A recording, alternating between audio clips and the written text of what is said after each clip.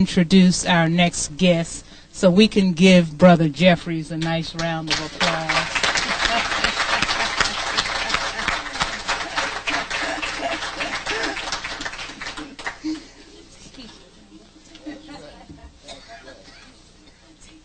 Hotep brothers and sisters. Sorry, excuse me. I forgot something very important to tell you all.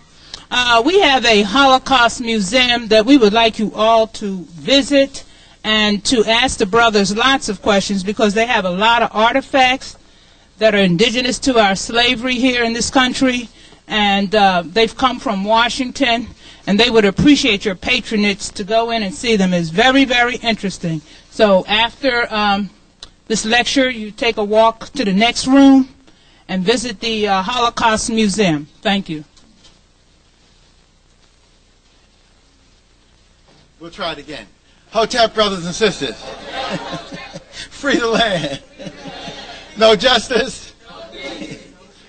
It's certainly a pleasure to be in the city of brotherly love and sisterly affection. But we've been set up. Brother Smalls and myself have been set up. They should have had that sister end this session, not begin it. I mean, her first presentation was bad enough. I had to leave and go outside and take some deep breaths outside. Then she lightened up, and I felt comfortable. Then she came back heavy. So let's give her and her daughters another round of applause.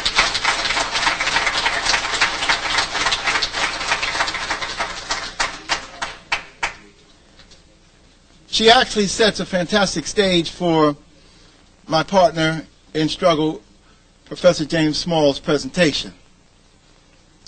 I see our lawyer at war has arrived. How you doing, brother?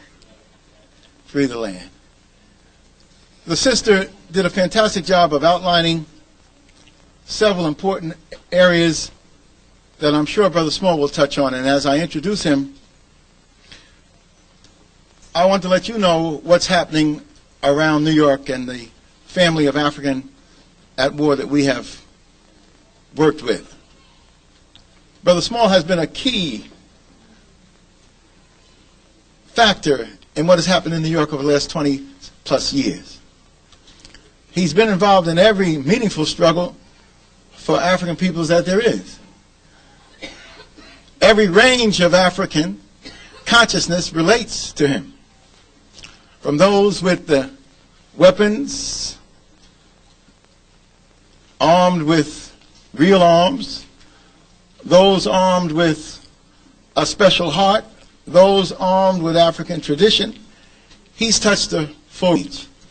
And because he is capable of touching all of our people and their full range, whether from the established political leadership, religious leadership, down to those who you do not see that are mapping out serious struggle, he has provided an enormous revolutionary aura for me to operate around.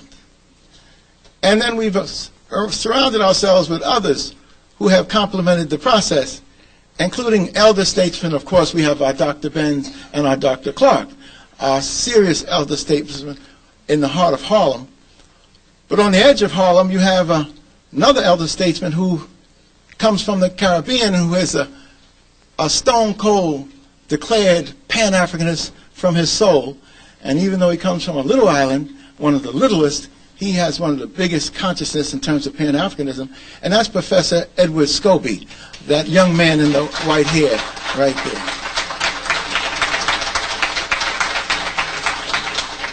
And around Brother Small, you have serious sisters. Of course, I'd have to cite, number one, my partner, Rosalind Jeffries, who is a Harlem flower. And we have other sisters in struggle who are constantly there with us. And even when we don't want them, they're there, contributing and making sure that the battle is engaged. And one of them is here, and she's made her enormous contribution to you and has continued to do that with us. And that's our sister, Dr. Shashi McIntyre.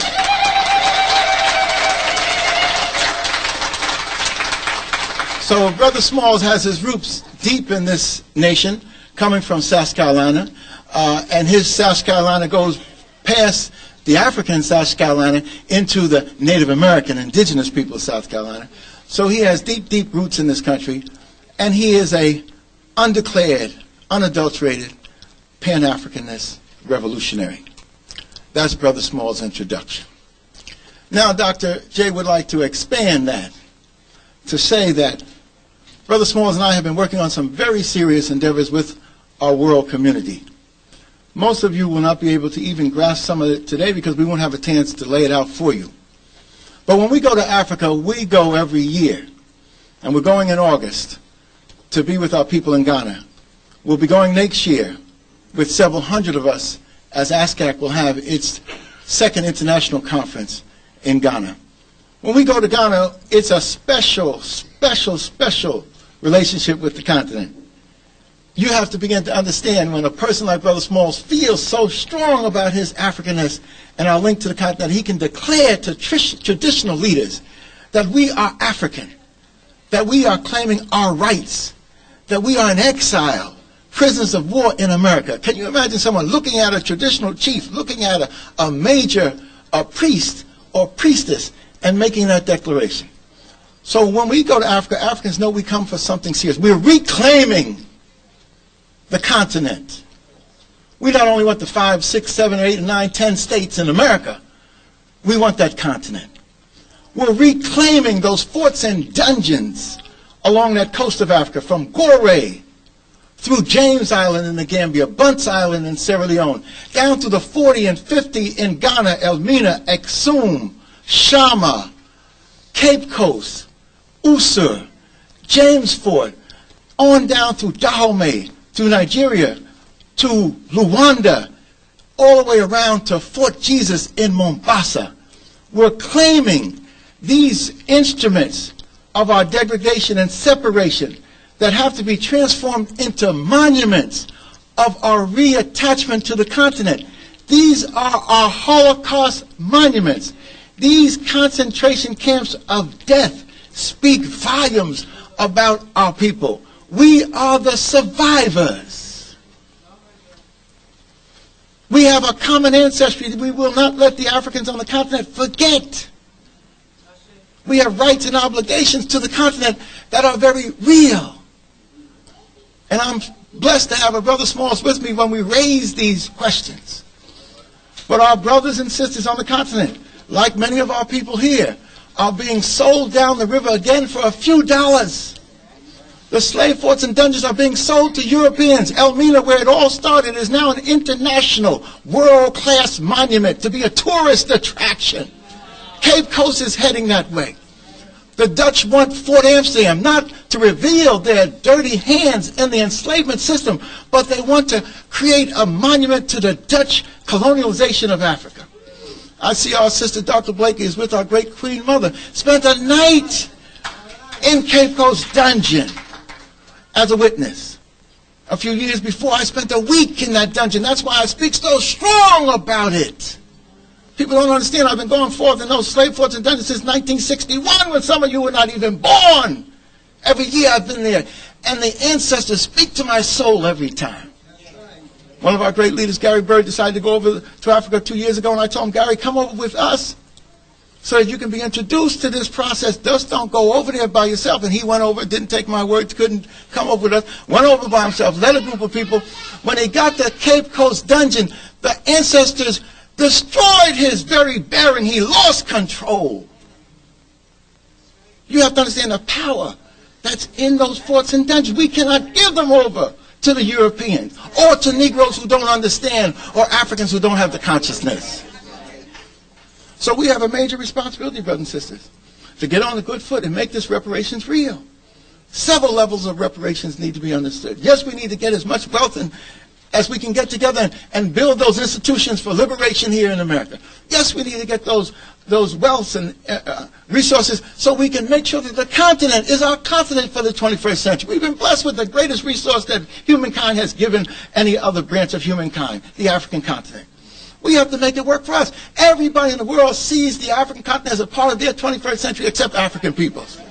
Japanese know they can't go forth without the African continent. The Arabs know they can't go forth without the African continent. The Europeans know they can't go forth without the African continent. Everybody has a plan for Africa except us.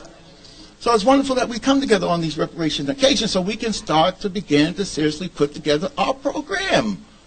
And we can't just do it before the TV cameras. We got to have some meetings behind the scenes where we're mapping out some serious endeavor. If we don't make the challenge to African peoples, we'll be sold down the road again. We don't know what time this is that we've been sold down. Maybe the 10th time that we have participated in our own selling each other down the road. But we have 5 more years before the turn of this century, and we better get it together.